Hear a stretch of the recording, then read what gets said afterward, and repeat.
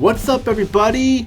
Welcome back. I see you're all here and you're probably wondering what's going on here. I thought you were done with the Tekken franchise remastered review and stuff, and you're probably wondering what's going on here. And first off, welcome everyone. I am Tony, bringing you more videos here on YouTube, and this is an extra part of the Tekken Remastered series review because I wasn't really going to be covering this game. But after taking some time and stuff, I figured, well, I might as well we'll cover it again because I just figured it was the right thing to do here. And this is part 11 of, well, I would say part 11 of 11, but since it's mainly going to be 10 parts, it's a part 11 of 10, an extra part there. And we are here. This is the actual final part of my Tekken Remastered series review as we dive into the PlayStation 4, Xbox One, and PC era of Tekken here. And before we get started here, I want to give shoutouts to my friends CCGamer88, JJBrother88, JJGener89, and MTheMan89 as well, fans of Tekken here, so hope you all enjoy. This is for you.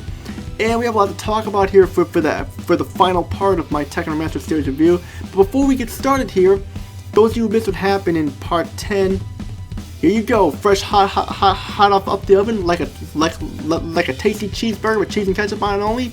It's a fresh TTBurger recap to show you what you missed. As I took a look at Tekken Tag Tournament 2 for PlayStation 3, gave it a 9 out of 10 because it was a huge improvement over Tekken 6.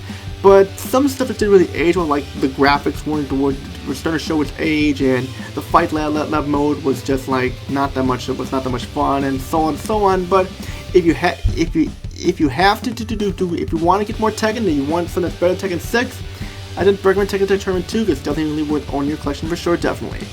But now we're going to zoom ahead to the 2015 when this game was released in the arcade, then 2 years later in the year 2017 on the home consoles. And we're going to take a look at it here. This is Tekken 7 for the PlayStation 4, released first in the arcade on March 18th, 2015, and then June 2nd, 2017 for the consoles. Now, I will admit, when I did review this game, I was really hard on it, way too hard on this game. And just that I was I hated this game with a passion and stuff. I hated it with a passion because, like, but you gotta understand here, when this game first came out, most of the content was locked, or you had to wait for it to come out, or you had to pay to unlock it with DLC, and I hated that, and it hurt the game badly for me. But now years have passed, and I've finally gotten around to playing the game again. And I will say that ever since then, the game has improved with a bunch of updates. But sadly, the game is still disappointing for me because it just loaded with DLC, not much modes in it and stuff. It feels like a game that was rushed out the door and mainly focuses on the online aspect of the game only. And me not being a fan of online play and stuff, that did hurt the game for me. I tried really hard to like this game, but the existing problems that are still here since day one were not fixed. Some of them were fixed, but there were others that were not fixed, so it hurt the game for me. The first problem, like I said before, the game caters to online play over offline play. There are barely any offline modes, just arcade battle, treasure battle, versus practice, and the meat is online. You're going to be spending the majority of the time playing the arcade battle or the treasure battle. You're going to be spending the majority of the time playing the arcade battle or the treasure battle and stuff like that, which mainly the treasure battle because it's the best way to unlock a lot of customization items, and it goes on and on to improve your rank and stuff. And the arcade battle, well, it is short, only 5 stages this time, which is a step down from the other Tekken games. Only 5 stages and stuff this time, and just the loads of DLC that you need to pay for, like extra characters, stages, costumes, and other modes and stuff like that, really affect the game for me. Like, all this stuff should have been in the game on the disc, but instead you have to pay for it, ranging from $5 to $15 or so. And also, why is Akuma from Street Fighter in this game? Why all of a sudden is he considered canon to the Tekken storyline now? And believe me, you may think, oh, he's just an extra character.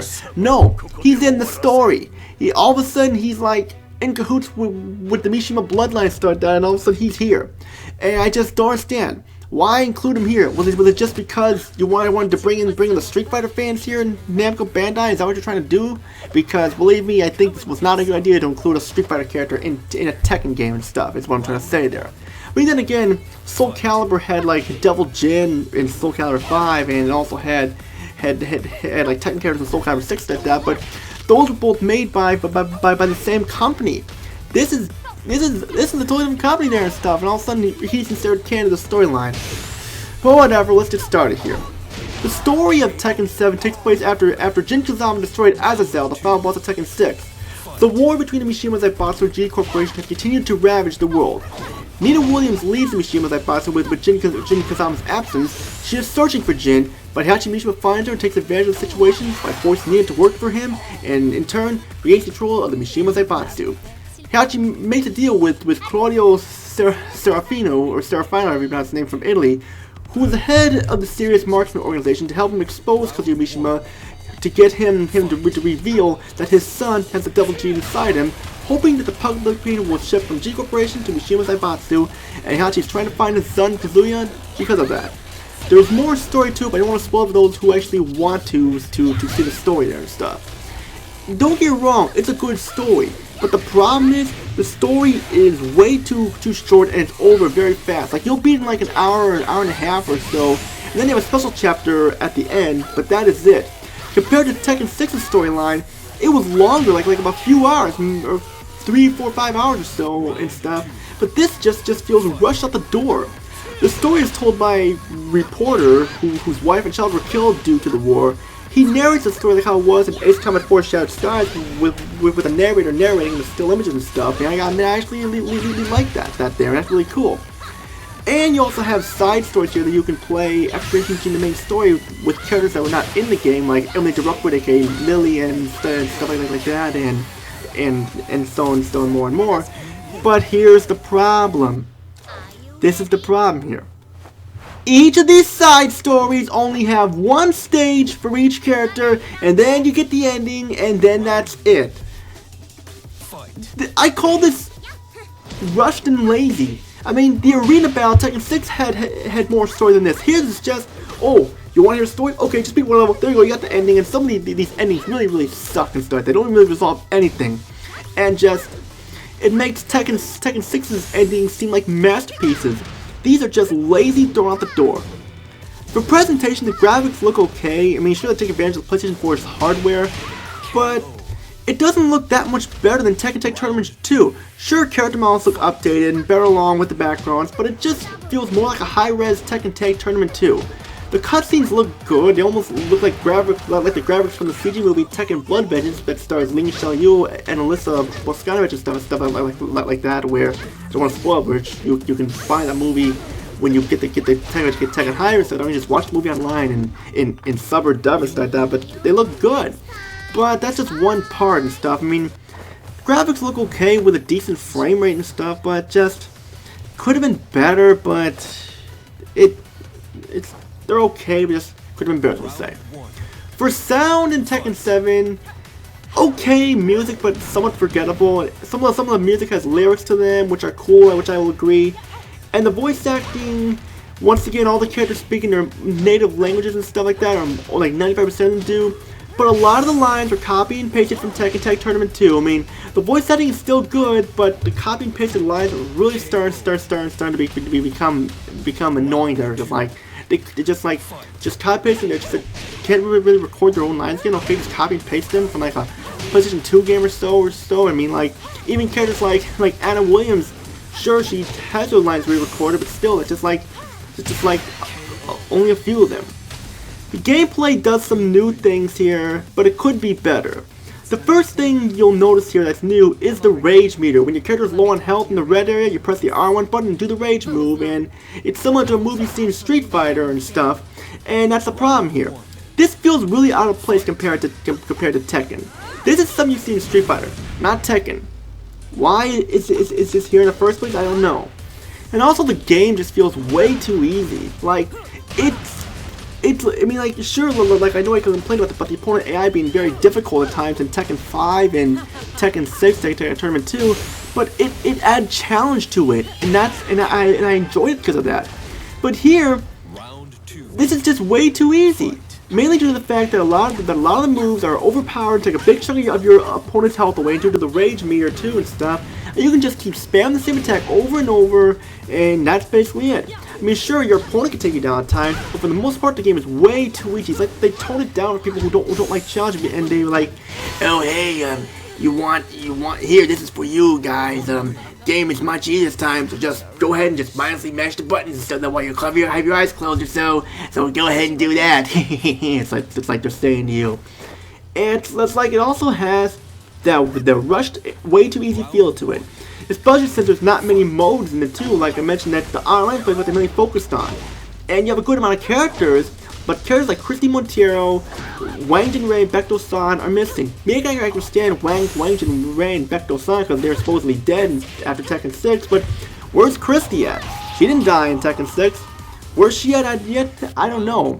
And of course, like there's characters like Josie too, like one of the new characters who's pretty much a whiny ass crybaby and stuff. And of course, like they also got these characters like Kunimitsu too, who nice to see a Kunimitsu character in this game, definitely.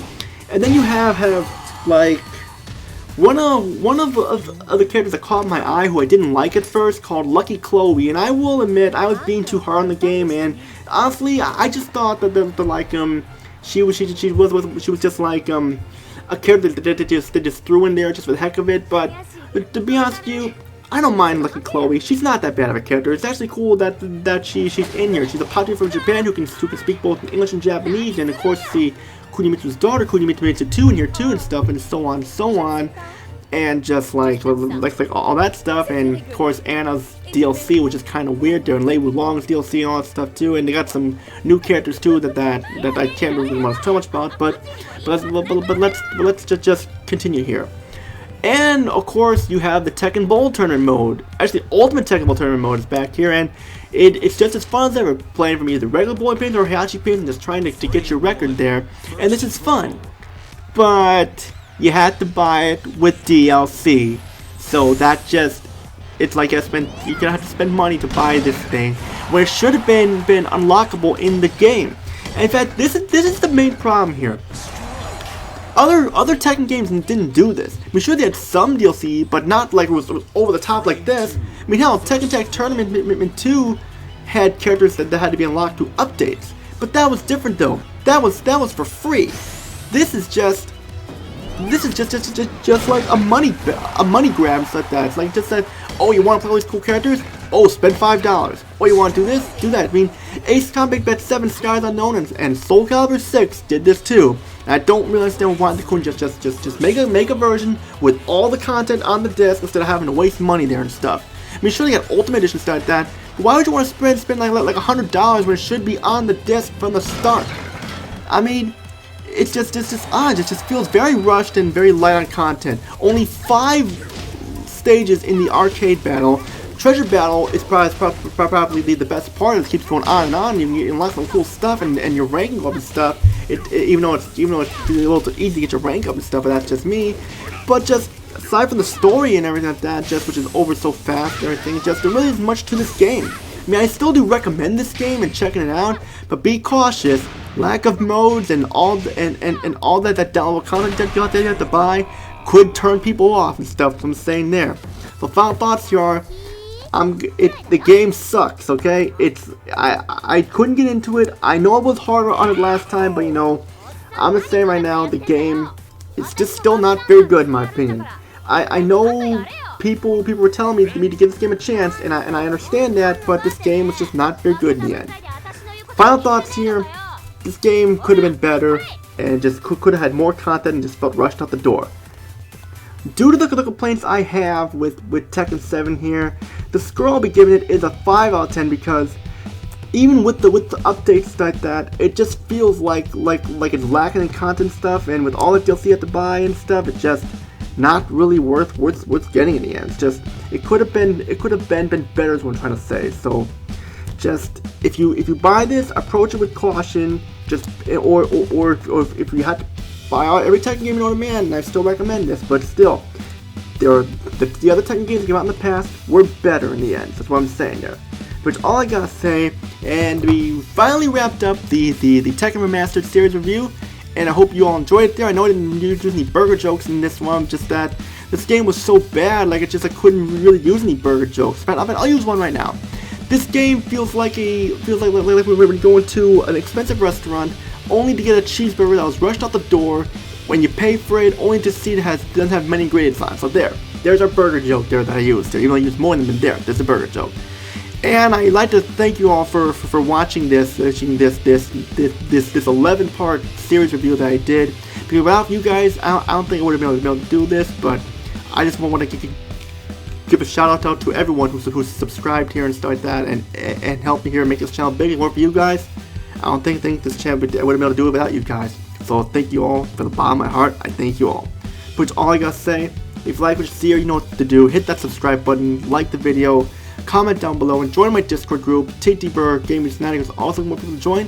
The link in the description below will not go away, so click on it. If you want to join, meet and be in my group and meet people and stuff, and you're always welcome to join no matter what.